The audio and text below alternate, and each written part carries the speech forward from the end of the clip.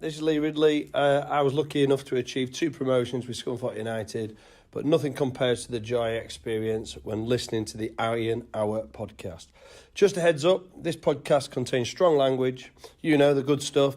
If this isn't for you, turn off now. For the rest of you, now fucking enjoy the podcast. Right, Iron fans, welcome to another edition of the Iron Hour podcast. We're doing a remote one this week. I'm out of the country, so we're trying to organise this one as a bit of an emergency one, really. I'm joined by 2 of my usual panel. I've got Max and Marco. How are you doing, guys? Max first. Thank you. Marco, how are you doing? On time, happy to be here. Happy to be here. No Gareth today, just because of the nature of us arranging this at the last minute without him, but he'll definitely be back for next week. So a big thank you to our sponsors as usual, the Black Door. Obviously, we're not using the facility as you can see today. So, right, we need to kick off then with the big news, the massive news at the club this week. The takeover has been completed by the local consortium headed by local businesswoman Michelle Harness. Max, straight off the bat, what's your initial thoughts to that? Yeah, I think our joint hero of the week might not take much guessing rather, but we'll come to that later, I'm sure. It's just a big relief, I think. Obviously, we got ourselves into a situation whereby players and staff hadn't been paid all of the fundraising work from supporters. Obviously, we combined worked a bit like the Justice League or the Avengers. With Iron Bru and with other supporters on that.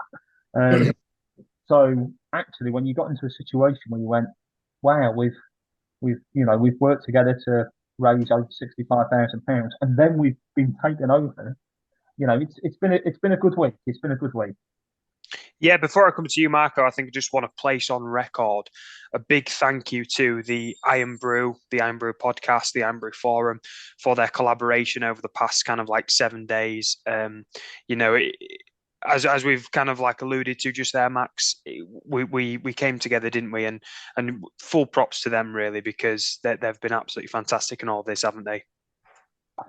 Yeah, and I think it probably stressed the difficulty of the situation that we were in. I think in a way, I think of the old style Scunthorpe patch in terms of the 5 links together. If yes, one piece of the 5 villages of Scunthorpe falls out, then the whole fist does. So the fact that we were all able to come together in a sort of a real moment of need, it was testament to the efforts of all of the Scunthorpe fans and everyone who's donated, ex-players, current players, local business people, children with their pocket money. I mean, yeah, I am sure as a parent, Barry, you'll be getting emotional later on as well. Absolutely, Max. It's been a whirlwind. I think for me, it's not. For me, it's like it's 100% about the people who've donated. Like some of those donations have just been genuinely I got pretty emotional genuinely reading some of the comments and hearing some of the stories. And on Saturday, obviously, we did the collection in person, myself, Gareth, and Becky, and Mike, two of our listeners, should I say, and hearing people, so the concern for the club at that point, this is 6 days ago from recording this, so a very different dynamic, a very different vibe. Listening to people's concerns, listening to people talk about staff not getting paid, it was, I'll be honest, I was been pretty down for points of this week. But good news now, Marco. The takeover has been completed. What was your kind of thoughts on it? The local consortium and not just Michelle, but we talk about the other business people involved, the other local people in Rog, Simon, George, and of course Mr. Ian Sharp. Yeah, I mean, like you said.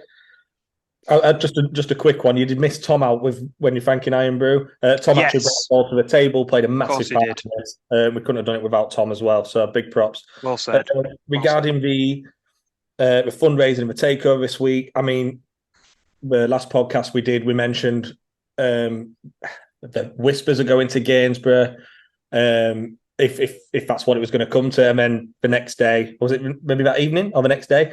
Our worst nightmare came true. And when we saw that statement, I think every single football fan, well, I am saying football fan because there's so many people on our side, we were just at rock bottom. I didn't see a way out. Like Max said, once you leave a stadium, it's very hard to get back there. We were looking at rock bottom's an understatement. I know it said a lot, but we were just so down and out. And then to go from that to this euphoria of 5 local people, all with Scunthorpe's best interests at heart. They aren't Saudi billionaires. We know that's not going to be the case where we're going to go on a buying rampage, new stadium. It's not going to happen, but we're going to be sustainable, which is huge. And we're going to be in a lot better position than we were. The fundraiser, like you said, it was genuine. I mean, I think my girlfriend, I think she's fed up of me mentioning it, because every time it was a donation, I was like, oh my God. I said, look at all these people, non-Grimsby fans. And I mean, I know it's fun to give them some hammer, and I know they love giving us hammer, but the donations that they give, and I mean, the 2 chairmen, some really high-profile people. I mean, I've never got a call from my gran on a Saturday night saying, I didn't know Kevin Clifton was a Scunthorpe fan, just because of purely Strictly Come Dancing. And what people it hit, and what we've achieved. I say we, but when I say we've done nothing. We just brought it to the table and hoped people would run away with it, and it really has. And I'm just glad we've been in and around the club today, and obviously on match day, and to know that we're paying those staff, some have worked 2 months for free, is such a good feeling. And every single Scunthorpe fan and non-Scunthorpe fan around, and same the world, because we had Calvo Garcia this morning, everybody should be so proud of what we've achieved. And this week I feel like everybody's got what they deserved, and what we've deserved for a long time. Yeah. No, I think some of the things you say there are quite poignant, really, and well done for mentioning Tom. You know, his involvement, as you say, in bringing us to the table, and kind of on that. One thing to mention when this podcast goes out, maybe Friday night, maybe Saturday morning. Obviously, we've got the Unity Walk from Almorad Tiles in just across from Berkeley Circle up to the ground tomorrow. Meeting at 1:30. Walk starts at 2 p.m. prompt. That's match day, just before the Brackley game, and. You know, I think, again, Tom's involvement in that has been fantastic. And I think for us, that walk probably is more of a celebration, really, now. It's more of a celebration of what's happened this week, of a hope, hope for the future, Max. Yeah, I completely agree. I think unity's been the watchword. We're certainly now in a situation whereby we can have a little bit of relief. But the talk on Scunthorpe Twitter has been that we're in for a bumper crowd at home to Brackley on Saturday.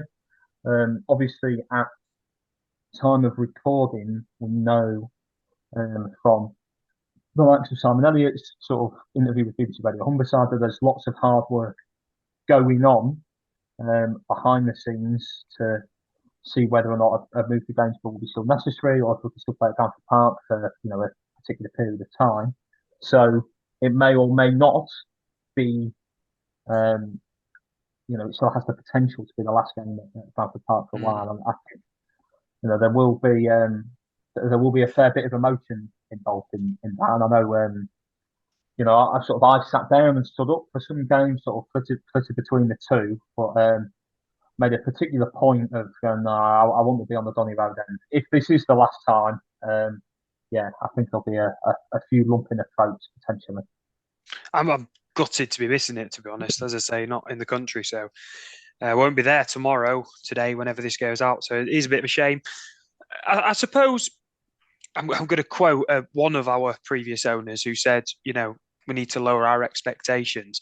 I think that, although was maybe said, I see, Marco. For anybody who was listening to that on Spotify, I think it would be safe to say that Marco, our resident Italian stallion, gave a very Italian gesticulation at his camera.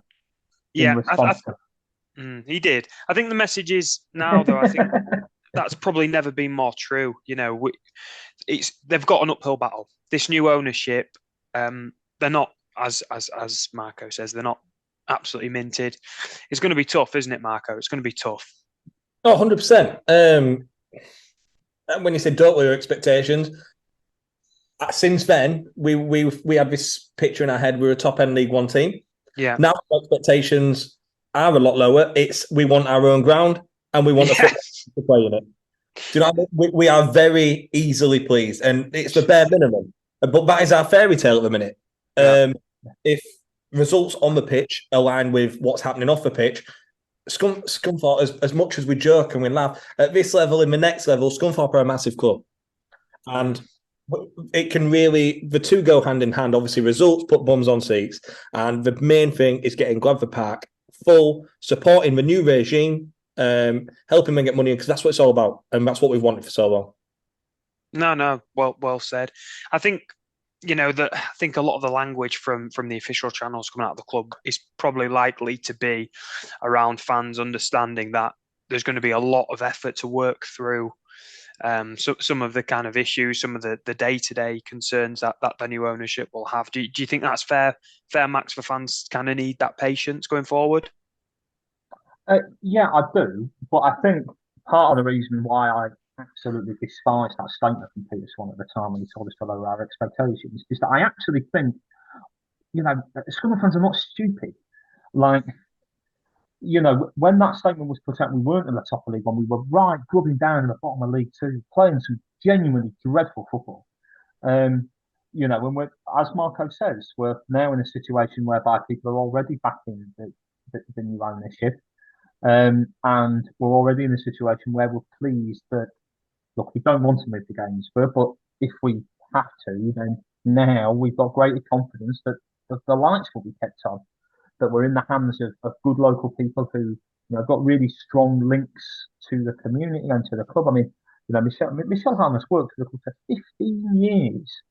And Simon Elliott still goes as a fan, same with Rod, he put the scoreboard in. Like there's so many of those tangible links there that, it might be a case of us taking one step back to take two steps forward. Simon Elliott mentioned to the BBC in his interview when he was saying, look, we're going to have to try and do something about the debts that are on the books.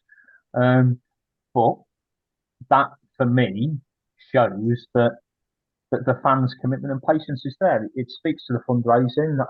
It speaks to the club statement that the club put out announcing the takeover. When they said that David Hilton had taken no money for the club, which was, I was very pleased to see, because then when you've got the combination of that, the trying to reduce the debt and to the fundraising, 65 grand's a lot of money.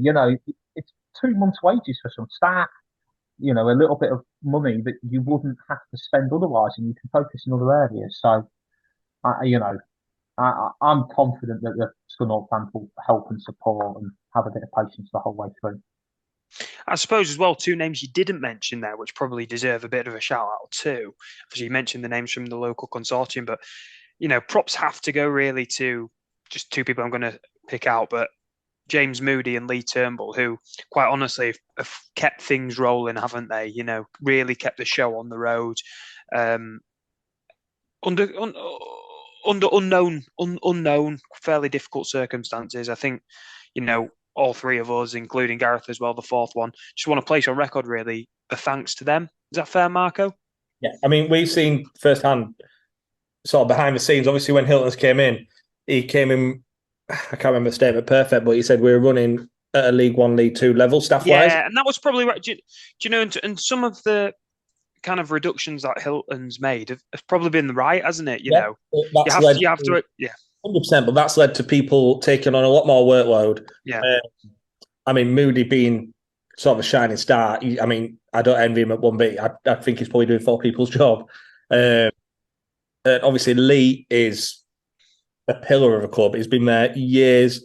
He gets what it's about. He knows the club's history. He knows the club's inside out. The thing is, with the consortium, and like you say, with people like Moody in the club involved and Turnbull overseeing things, I just feel like we're in such good hands now, and it's people who care about the club.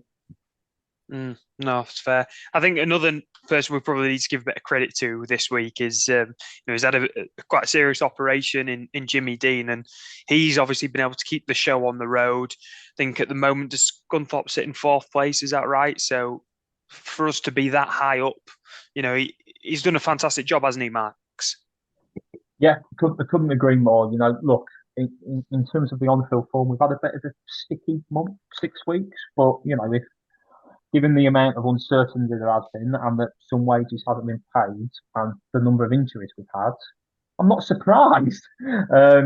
So, I just hope that Jimmy takes the time to look after himself. Obviously he's had a not unimportant operation, the mental stress of that, and trying to look after the players and protect them.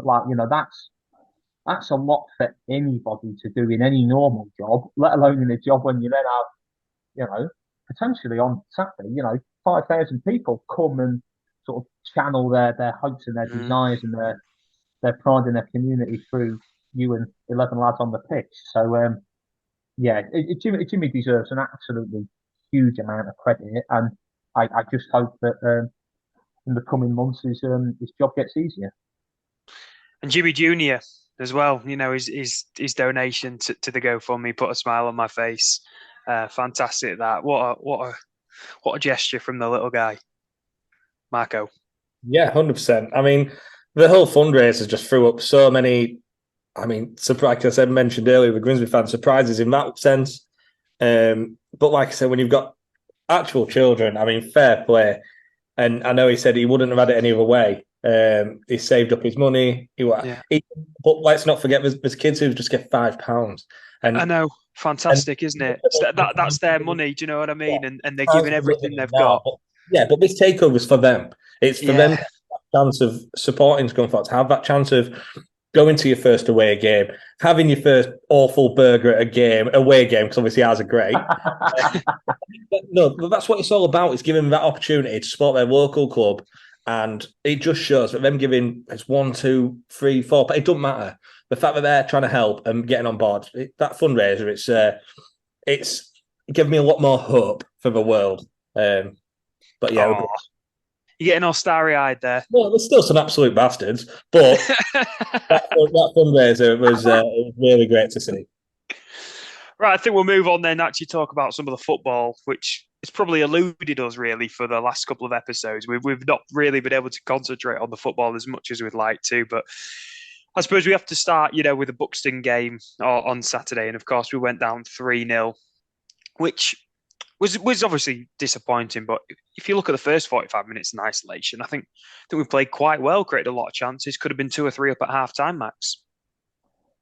Yeah, I mean, look, Buxton are a good side. I suspect they'll be in the playoffs this season. Obviously we did the post in the first half in particular, add a little bit more with the ball, but when you've got a side, particularly when they're coming to Scunthorpe Park, they get a bank of 4 and a bank of 5 behind the ball.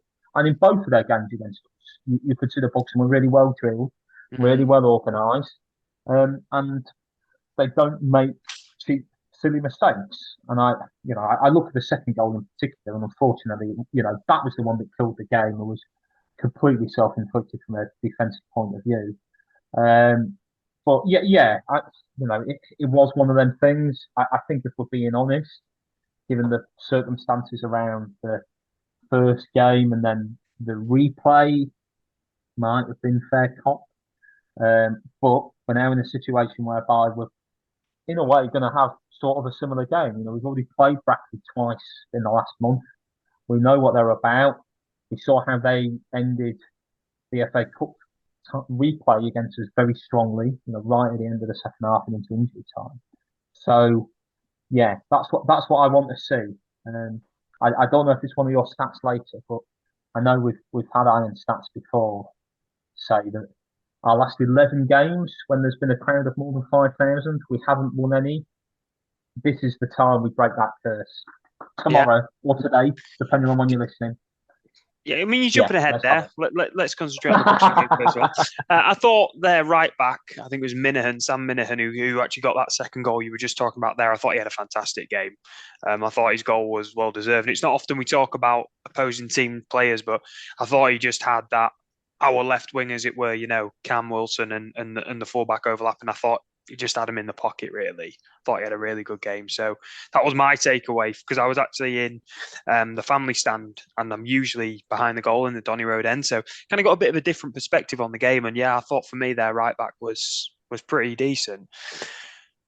Marco, then, so obviously we go down 3-0. What did you make of the performance? Did you think it was kind of a bit unlucky, the result?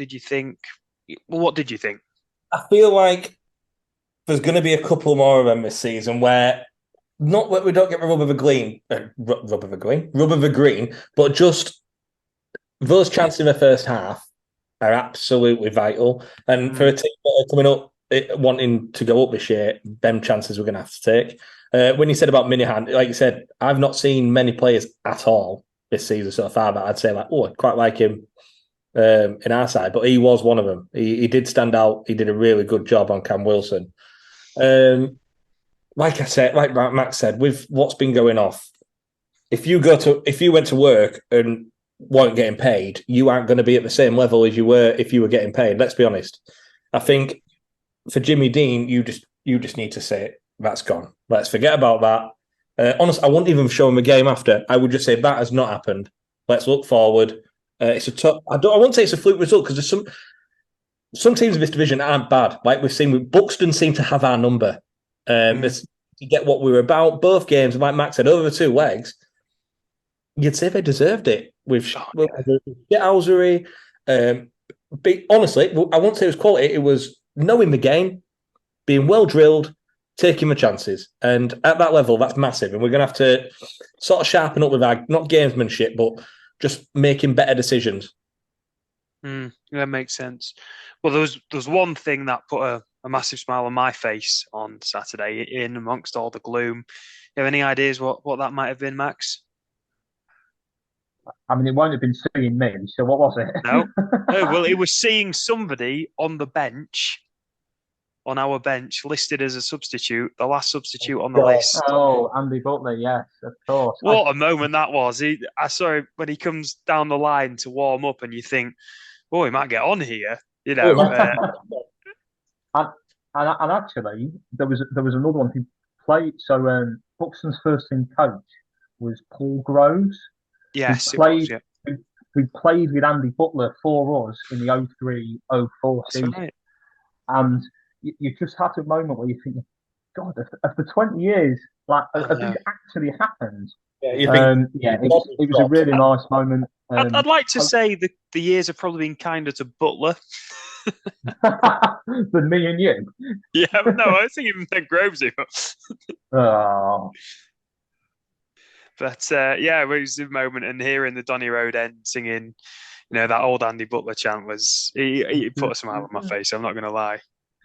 But yeah, so looking ahead to the Brackley game, then obviously we've played them twice already this season, both in the FA Cup, both fixed in the FA Cup, 0-0 at our place, and of course that 3-1 defeat away. Max, we were both at the away game. How do you feel going into the game on Saturday? Do you think that those two fixtures kind of come into it? Well, Marco was shaking. I think they have to in some way because behind the scenes the couple have analysed them. They've looked at the patterns of play. Right when Brackley have got their the ball at their feet, what are the situations they're trying to create? Where are they looking for overloads? When we've got the ball, right? What's the combination of zonal and man marking? Where's the bank for 4? Where's the bank for 5? I would say again, particularly in the away game, when that was drawn, Brackley were top. And I thought they moved the ball quite well, actually. They didn't really go long. They weren't a big, direct physical side in the same way that Buxton were. So I think it does possess a different challenge. My frustration from the Brackley away game would be that with 5 minutes to go, it was still 1-0 us. And Fitzsimmons played so well, I actually thought we were going to hold on. So I'm sure there'll be lots of talk about making sure that we, don't make it difficult for ourselves, don't make mistakes, keep going right till the end. If we do get in front again, how can we try and manage the game a little bit better? How can we be better in possession? But look, we've got midfielders missing, and everybody knows that's had an impact. So I'll be interested to see in what the 16 rather, what the squad is for the game tomorrow. And Marco, in those two games that we just talked about there, I think Brackley have played the ball quite well. They've played the ball between the lines quite well and got at us as well with pace as well. What's your kind of vibe going into the game? I think we're going to see a whole new side tomorrow. I feel like with the atmosphere going to be what it is, with the whole mood change, I just think we're going to take it to them. I feel like we're going to get a Darlington-esque performance. Yeah, I feel like we really are. I'm not going to go mad because I said we'd beat Buxton, but I genuinely do think we'll beat them by 2 or 3. Okay. Who do you see getting on the score sheet then? Your usual suspects? Yeah, Tom Pugh hat-trick. Yeah. I was just with Danny Whitehall. I was just surprised he didn't go for McCardle. Oh, God. Well, I think Elliot, obviously, before these last couple of weeks, which again, I just want to forget about, he was just hitting his stride. It'd be nice to see him get another goal again. But let's be honest, we're not fussy, are we? As long as he gets in that net. No. For me, I can't see anything other than Butler coming off the bench for the last 10 minutes and getting the winner. I think it's just written in the stars. I think a last minute header. Get him standing on that wall like Danny Elliott did against Scarborough, and that'll do me. That's me. Although I would say that obviously Will Evans is back from suspension. Don't know what you're talking about, buddy. I'm not as sure that Butler's going to be on the bench this time, I'm afraid. Don't know what you're talking about, I'm afraid. So, yeah, I mean, we've talked about the football then. I think we'll move on to our next section, which is the Iron Stats of the Week provided by Iron Stats. I've actually got them on, obviously we're doing this remotely, I've got them on my screen here. So the first one is Hilton's tenureship. So it's the third shortest tenure of any owner chairman going back to 1950. 31 games, won 9, drawn 7, lost 15, scored 38 goals and 46 conceded. Jimmy Dean's record is played 29, won 8, drawn 6, lost 15, scored 34 goals and conceded 45. And of course, we've talked about him at length already, so I asked for some stats on Andy Butler. Career stats, 719 appearances with 53 goals. And Iron, his appearances was 174 with 15 goals coming from the Iron. And that stat is so incredible for me because I know, as a matter of fact, he bagged 10 in that promotion season from League Two. You know, what would it have been, 04, 05? Yeah, I can honestly, I can still see in my mind's eye the back end of August in that year when we beat, and I still detest playing Lincoln. We beat them 3-2 at home. We've been 2-0 up. They pegged us back, and then right at the end, Andy Butler bullet header. You know, we never beat Lincoln. We never scored from set pieces against them, and yeah, it's good to still have him around the club, and there is an option if we need. Of course it is, and on kind of like the longest time between first and last appearances for the Iron. So this is a good stat from Iron Stats. It currently stands the highest, the biggest gap between the two is Jack Brownsword and Paul Musselwhite with 18 years between first and last appearance. Andy Butler's record currently stands at 17 years between first and last appearance.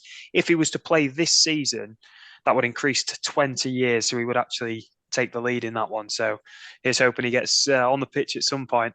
And Butler's last goal for the Iron was March 2008. Does anyone remember? I think Max might get this. I think I'd have got this. It was in March 2008, his last goal for the Iron. He didn't score loads that season. I'm gonna say Stoke. No, it was a 2-1 defeat away at Wolves in the Championship. He definitely. I can remember him scoring against Stoke. Yeah. Simpler days. Simpler days. So that's the Iron Stats of the week, brought to us by Iron Stats. A big thank you to him, as always. Marco, if I can go to you now for the FPL section. Oh, right. So this week was very tough. And somebody was very annoyed as he forgot to change his team. And my team looked like a hospital ward. Can we just mention, I've forgotten the gentleman's name who came up to me with anger, I should say, on Saturday before the game, because you didn't read his name out for most points in the game week. His name... Did he get more than I said? So he was joint top with whoever's name you read out. Right, and he said he was waiting with bated breath for you to read his name out, and it never came. Well, and honestly, Marco, I thought he was going to hit me. Well, I'll do it again then if you get whacked. Right, so FPL, it was a tough week. I've got to do my team, so it's been distressing. But number one, Oliver Urry he's kept his position. He's getting a little bit of a gap now. I think it's like 10 points. So he's stayed top. I won't throw him under a bus because he's still last, but obviously joined very late is Taylor Boothby. My special mention of the week is John Paul Johnson. Get in there. His team name is the Van Venus 24. He got 106 points. Nice. He had Ollie Watkins captain, obviously scored a hat-trick. He topped the league for points this week. Now, this bit I don't want to spend too much time on, but this is the podcast positions. So we've got Gareth in 165th place. Bear in mind, there's only about 183. So that's good. Then we have Max in 91st place. Then we have me in 121st place. Then, I don't want to say this, we've got Barrett in 84th, topping the podcast league. I'm smashing it. Barra's only 3 points ahead of me, so it's tight. It's tight. It is tight. There's still plenty of time left. I've made some wholesale changes. Stop the count. All right, Donald. Some harsh words were said in the Marco's 11 team room. That's all I'm going to say. There was some boot throwing, but yeah, it was not good. But yeah, FPL next week. We've got one more week before the international break, so we're going to try to sort something out regarding a prize for the week after. We say that every week. The last one after the first week after international, so we can do it again. Okay. And that's it for fantasy football. The less we speak about that, the better. I think more. No, if anything, more. We'll do a quick. We'll become the FPL podcast. Yes. Can we move straight on to the quiz, Marco? Yeah. So obviously, Gareth's exclusion has changed it. So, not Max, Gareth, you being the host. There was the host. Yeah, Barrett. There was one card for each of you. So now one needs to go. So you can pick which one needs to go. The middle one, please. Middle's going. Oh, bring it back. Oh, no, it's okay. Right. So, Barry, you go first. I'll have the left, please. My that left. Oh, no, the one on the left. That one? Yeah. So, this week's quiz, I was thinking, because it's been a good week, I thought I'd bring back the good times. So, I've picked 3 former players from our previous good times. Okay. So, there was 3 players. The one you got rid of was Gary Hooper.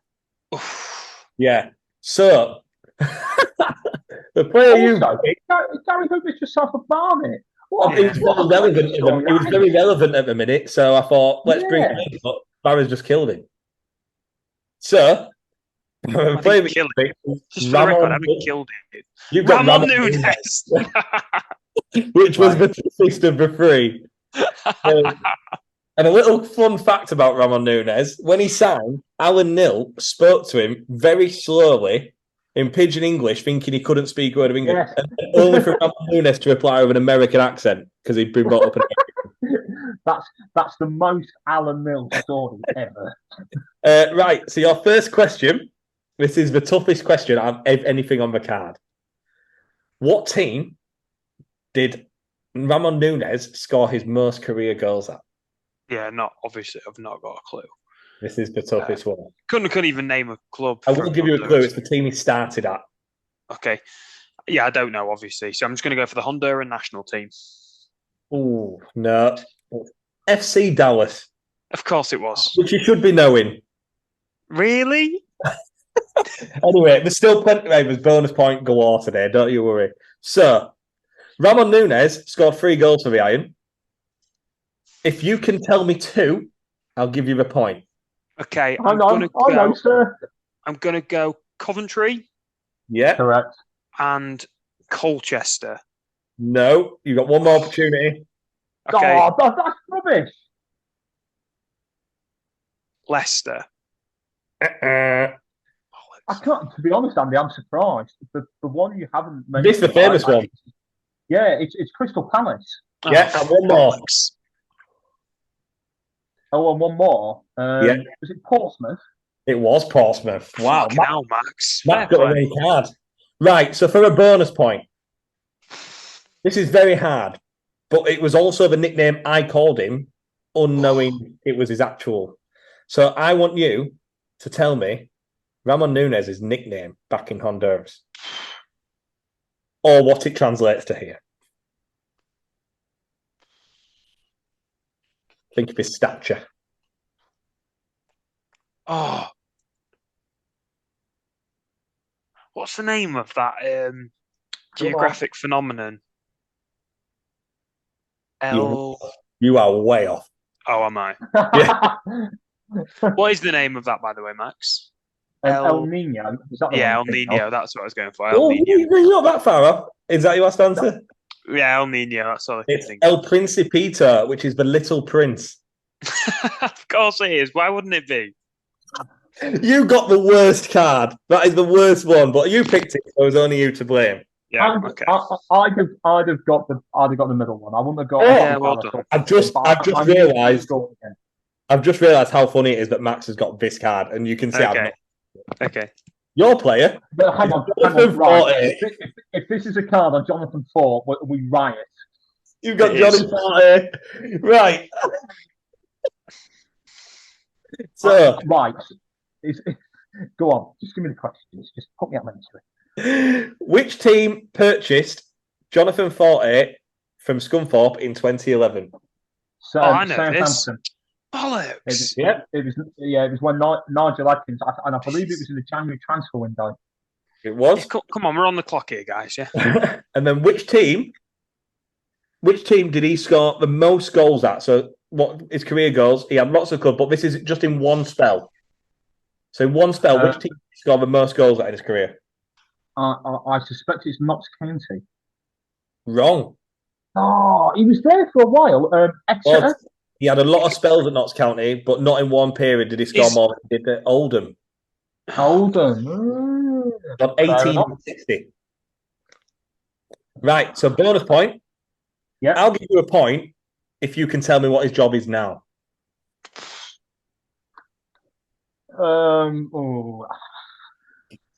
Is it like you give Barra a clue? Can I have a clue? He's a painter. He's an artist because that's what he was. God. He's not gone. He's not let himself go. Oh. Okay.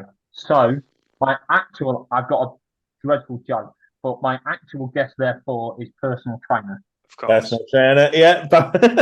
Well, Mark basically told you the answer. Had you not given me a clue, I would have gone, is he now like a banjo player because he previously couldn't hit a barn door with one?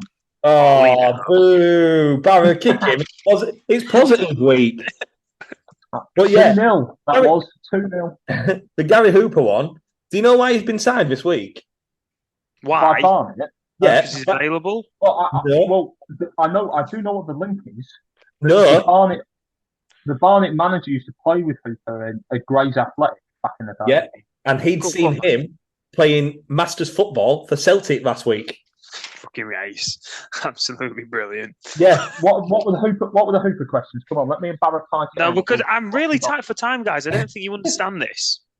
Quickly rattle through them. Go on.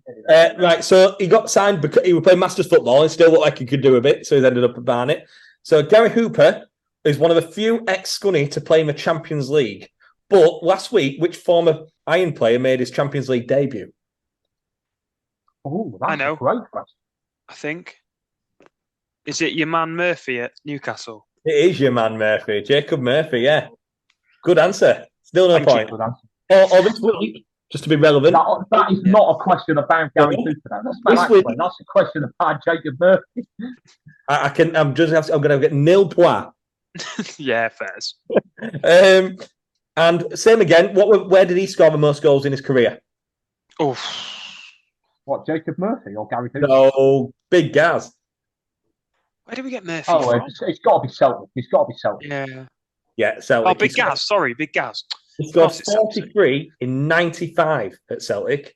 And the bonus point was he played at Ammonia in Cyprus under which manager?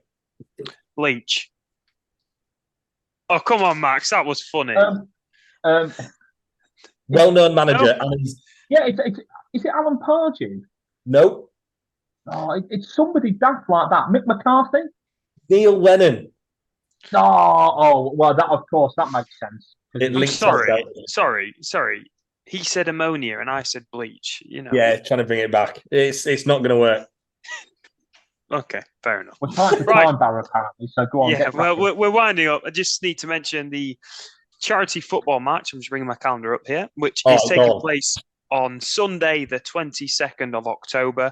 I believe it's a 2 p.m. kickoff at Classic Pitch. Is that what it's called? Classic Pitch. Sounds like you're on FIFA and you haven't got a stadium. The Curtin Lindsay over 30s and all 4 of us pod lads will be taking them on. And listen, I fancy our chances. Oh, have you been signing some players?